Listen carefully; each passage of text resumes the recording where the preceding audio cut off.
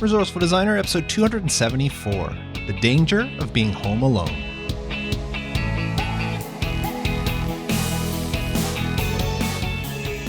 Welcome to the Resourceful Designer podcast, offering solutions to streamline your graphic and web design business so you can get back to designing. And now your host. He loves all things Apple, except for the Magic Mouse. Whose bright idea was it to put the charging port under the darn thing? Mark DeCote. Ugh, don't get me started. What were you thinking, Apple? Anyway, in this week's podcast, I'm going to discuss being alone, something many home-based designers face on a daily basis, and how being alone can have an effect on you. But before I get to that, I want to show you how you can not be alone, and that's by becoming a member of the Resourceful Designer community. The community is a great place, especially for designers who feel alone, to interact with peers, other design business owners who have similar goals in mind that you do.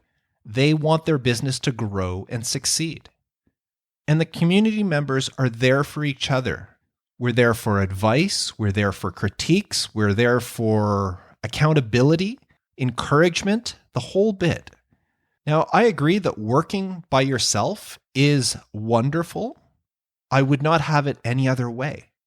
But having a group of peers that you can turn to at any time and ask for advice or just ask a question, that is invaluable. And the best part about the Resourceful Designer community is you get to know these people. With interacting with them, you get to know who they are, what their strengths are, and how they can help, and how you can help them. Now, as I mentioned, I'm going to be closing enrollment in the community at the end of October of this year, and I won't be opening it up again until February of 2022. So if you're looking for a group to join of peers to help you out, then why not consider joining the Resourceful Designer community by visiting resourcefuldesigner.com/community. And now, the dangers of being home alone. Now, I know that title seems a little bit prophetic, and maybe dangers was a little bit strong, but I'll admit it's a little clickbaity, and that's why I chose it. But this is something to be concerned with. Now, 3 years ago this month, I released episode 105 of the podcast titled Coping with Isolation When Working From Home. In that episode, I talked about how isolation is a major concern for anyone running a home-based design business. Spending day after day, week after week, with minimal contact with other people can take its toll on someone. Now, in that episode, I gave recommendations for overcoming that feeling of isolation. And one of those recommendations was having a pet. Having a pet in the house can be very therapeutic. Petting a dog has been proven to reduce stress and anxiety. Dogs are great listeners. When you talk to them, they give you their undivided attention. And best of all, it's without judgment. Now, for the past 17 years, we've had at least one dog in our house. For a span of several years, we had 3 dogs, and then 2, and for the past 3 years, just 1, Whisper, our Shetland Sheepdog. Now, this past Saturday, we had to put Whisper down. So for the first time in 17 years, we don't have a dog in our house. Now, I'm not telling you this to gain your sympathy, although your thoughts and well wishes are appreciated. I'm telling you this because it's important to what I want to talk about today. I've been running my own design business full-time from home for over 15 years now. And that means that this is the first time that I'm working from home without a canine companion by my side. I'm recording this on Friday. It's been 6 days that I've spent without a dog. 5 of them have been work days. And I've already noticed how it's affecting me. Now, I'm not talking about feeling sad that Whisper's gone. I mean, yes, I am sad, but that's not the effect I'm talking about. I'm talking about my work habits and how in just a few short days, things have changed. And not necessarily for the better. Now, for those of you who are not pet owners, let me paint a picture for you of a day in the life of a dog dad, or at least a day in the life as it was for me. Every morning after my wife left for work, I would feed Whisper. She would get all excited as I prepared her dish and then gobble down all the kibble that I put down for her. Then I would go about my morning routines getting ready for my day. Once I was done and enough time had passed, I'd put Whisper out. Sometimes I'd go outside with her and sometimes not. It all depended on the weather or what I was up to. Now, with our previous dogs, I would take this time to take him for a walk around the block.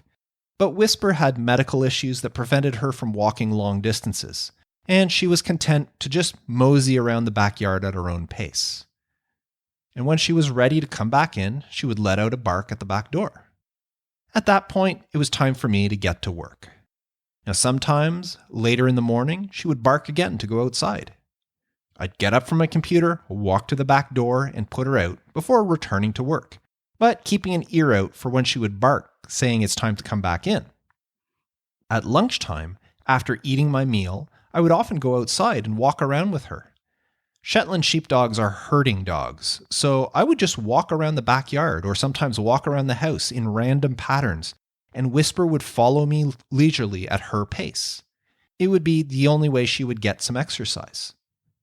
Now, I would do this for, say, half an hour or so before coming back into the house to work.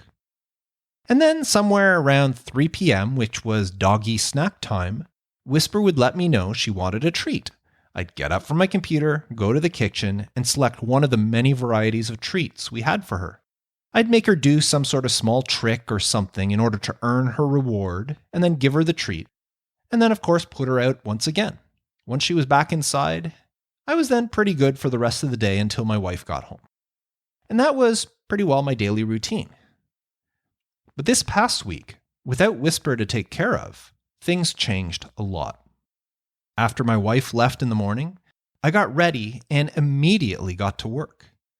I would sit down on my computer until 12:30 when I finally got up to eat.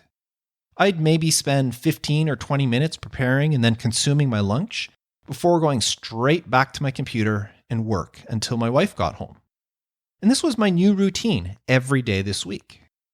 In fact, except for one small appointment on Tuesday where I went out to get my flu shot and was back home in less than an hour, I had not stepped foot outside my house this entire week. Now, I know that many designers are introverts, myself included, and you may think that the idea of not going outside sounds great, but it's not sustainable, at least not if you want to remain healthy. On Wednesday, when my wife got home at the end of the day, she commented on what a beautiful day it was, and I hadn't even realized. In fact, I don't even know if I looked outside the window that day. Now, I don't know if this was because of the extra workload I currently have. I've taken on several new projects this month, and it's caused me to fall a little bit behind on my design work, and this past week has been exceedingly hectic for me. Now, I'm hoping that's all it is, because after just 1 week, I'm already seeing the effects. You see, I've been trying to lose some weight. My blood pressure has been a little bit elevated lately, and I'm hoping that losing some weight will help me get it back under control. And yet, when I got on the scale this morning to weigh myself, I was 3.25 kilograms, or just over 7 pounds, heavier than I was at this time last week. So not only did I gain weight this week, but I gained more weight this past week than I have on any other week over the past year. Now, I know my eating habits haven't changed. If anything, I actually ate less this past week because I wasn't stopping in the kitchen to grab a snack throughout the day anytime I got up from my computer to put the dog out. But what I can tell you is that my activity level sure went down. Now, it wasn't like I was doing heavy cardio before. But no longer getting up from my computer a few times a day or spending 30 minutes or so walking leisurely around the yard with Whisper, no longer doing that is obviously showing its effects. And I need to change things and change them fast. Yes, we will eventually get a new dog, and hopefully I'll get back into my routine again. But until then, I'm going to have to consciously make an effort to get up and move throughout the day. Maybe it's paying closer attention to my Apple Watch. It reminds me every so often to stand up, but just like everything else, I long ago conditioned myself to ignore that prompt. And I know that I could actually turn it off in the settings if I don't want it to prompt me at all, but that kind of defeats the good intentions I have, even if I don't follow through on them. But I do have to do something. If I don't, I'm afraid that the time and effort that I've already put in to lose the weight I have so far will have been for naught. This just adds one more reason for me to look forward to our next dog. But this isn't just about me. You may be in a similar situation. Now, if you're lucky, you have a dog to remind you to get up and move from time to time. But if not, what are you doing to motivate yourself to do so? There are many ways that being isolated can take a toll on you, both physically and mentally. I talked about them back in episode 105. But until this past week, I had never experienced this sedentary lifestyle, at least not to this extent, where I am spending almost the entire day, except for 15 minutes at lunch, sitting in a chair. And there's a danger in that. As home-based designers, we need to take responsibility for our health and well-being. And that includes a certain amount of activity during your day. Now, seeing that jump on the scale this morning emphasized this problem for me. It's only been a week. What if I had waited a month before weighing myself? How bad would the damage have been then? Now, is it possible that the scale would have gone up for me, even if I was still following my routine and taking care of Whisper? Sure, it's possible. But I don't like this coincidence. You need to sacrifice a lot of yourself if you want to run a successful design business. There's your time, of course. There's also your relationships with family and friends that may suffer to a certain extent when you're running your own business. Your sanity may take a toll, especially depending on what sort of clients you work with, and so on. There's a lot that you have to sacrifice.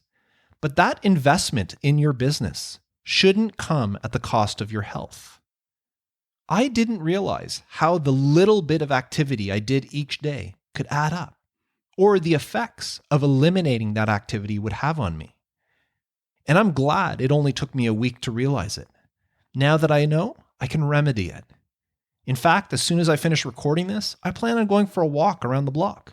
It looks like a really nice day outside, and with winter coming, there may not be so many more nice days like this, so I might as well get out and take advantage of it. But what are you doing to help yourself? How many hours do you spend at your computer or workstation without getting up? What can you do to increase your daily activity level? It doesn't take much, so make an effort. And whatever you're doing now that's working, try to do a little bit more of it tomorrow and the next day and so on.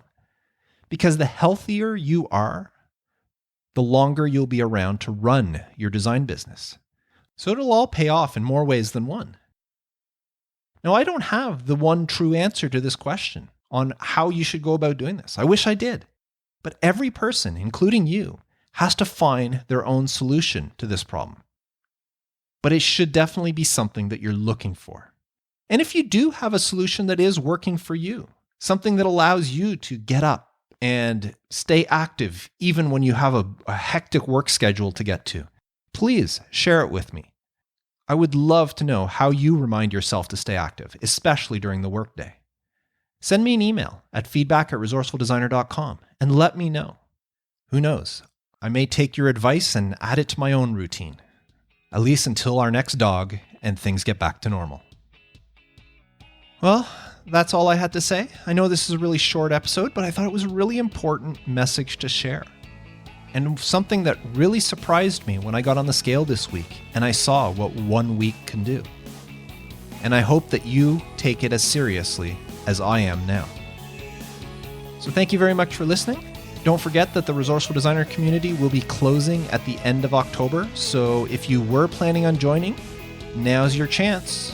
If not, you'll have to wait till 2022 before I reopen the doors. But that's it for me this week. I am Mark Decote, wishing you all the best with your design business. And don't forget to get up and walk around. Not only will it help you stay healthier, but it may also help you to stay creative.